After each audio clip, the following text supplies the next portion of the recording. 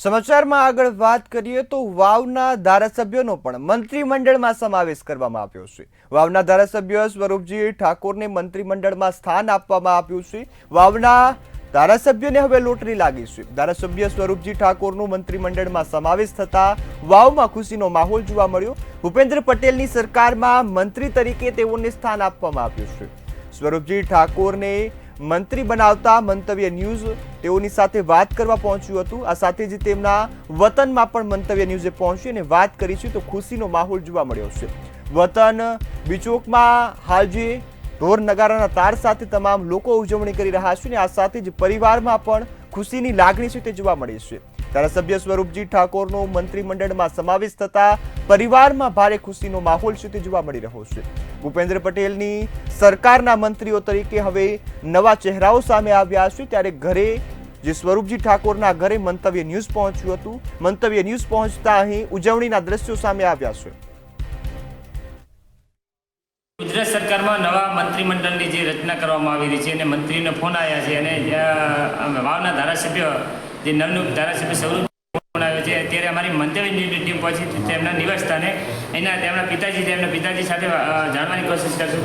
શું કહેશો કે સ્વરૂપજીને મંત્રી બનાવવામાં આવ્યા છે, કેટલી ખુશી અનુભવો છો? ખૂબ આનંદની લાગણી અનુભવું છું કે નાની ઉંમરમાં ધારાસભ્ય બન્યા અને ભાજપ સરકાર પાર્ટીએ એની કદર કરી અને મંત્રી પદમાં સ્થાન આપ્યું।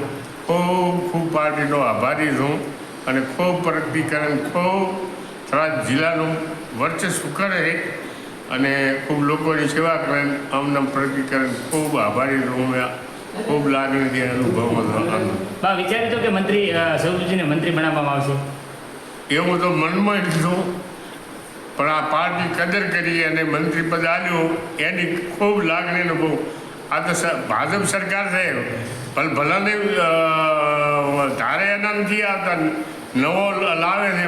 અમને તો એવું આશા નથી કે આવું મંત્રી પદ પહેલાં ચૂંટાયેલો અને પણ ભાજપે કદર કરીને મંત્રી પદ આપ્યું એટલે ખૂબ લાગણી અનુભવું છું એમ હર્ષ સાથે।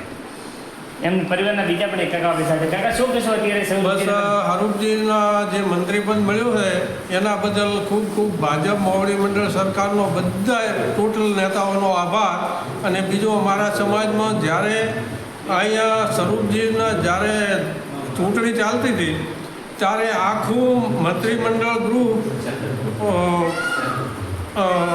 મંત્રી સહિત અહીં બાબર મુકામે એક વખત વધાર્યા હતા। ત્યારથી દેખીને અમને ખૂબ આનંદ થયો કે આ સ્વરૂપજી આટલી નાની ઉંમરમાં આટલી જો એમને માનવતા હોય ને આટલું મોવડી મંડળ એમનું કદર કરતી હોય ને તો એણે મોવડી મંડળે પાછળથી પણ કદર કરી કે એક વખત જીતાડ્યા અને પાછા મંત્રી બનાવ્યા।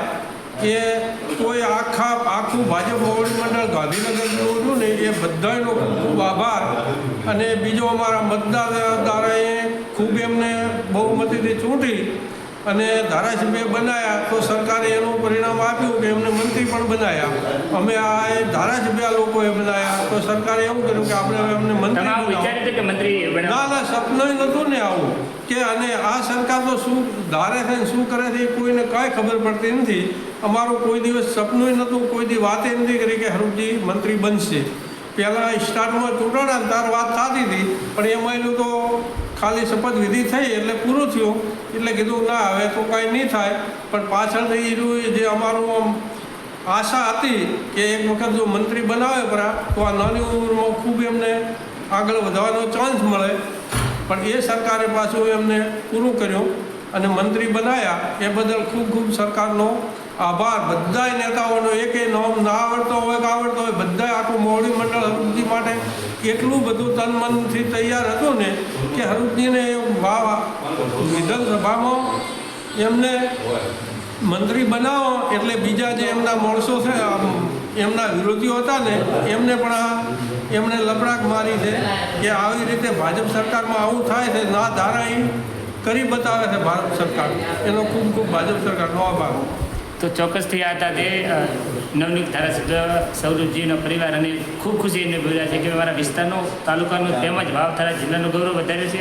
આવું ક્યારેય પણ અમે વિચાર્યું નહોતું કે સ્વરૂપજીને મંત્રી પદ મળશે।